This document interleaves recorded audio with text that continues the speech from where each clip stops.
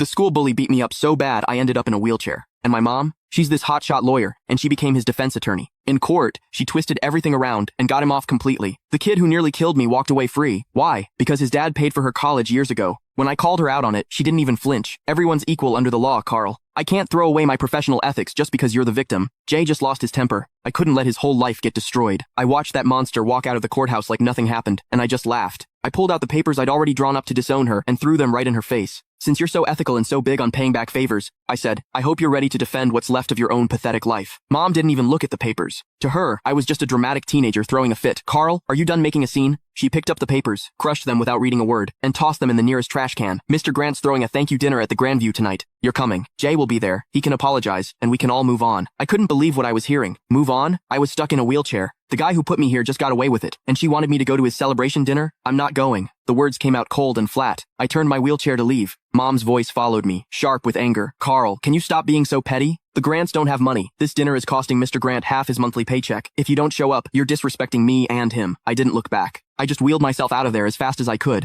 getting away from that suffocating courthouse. Outside, the bright sun made me dizzy. Dad's car was parked at the curb. He saw me and rushed over, looking nervous and worried. Carl, what happened? Did they convict him? Looking at this man, who's been a doormat his whole life, I felt completely helpless. He got off. Not guilty. Dad just stood there with his mouth hanging open. How could? Your mom said it was just a formality. She said she'd get Jay a suspended sentence at most. How did he get acquitted? I laughed bitterly. Dad, your wife is a star lawyer. When she wants someone to walk, they walk, even if that person broke her own son's leg. Dad wrung his hands, clearly stressed. But she must have her reasons. That Mr. Grant guy really did help her. Stop. I cut him off. Take me to the hospital. I'm not going home. Dad hesitated, glancing back at the courthouse. Well, your mom just texted. She says we need to go straight to the Grandview. She said if we don't show, she'll cancel my credit card. I looked at him, 50 years old, and he lives like a dog. Mom controls every penny. He doesn't even dare talk back to her. Then you go. I pulled out my phone and called a wheelchair-accessible Uber. I'll get there myself. Carl, don't do this. Dad reached for me, but I pushed his hand away. Dad, if you still think of me as your son, don't go to that dinner. If you go, don't bother visiting me again. The car showed up. The driver helped me in. Through the window, I saw Dad standing on the sidewalk, torn. Finally, he sighed, turned around, and got in his car. He drove toward the Grandview.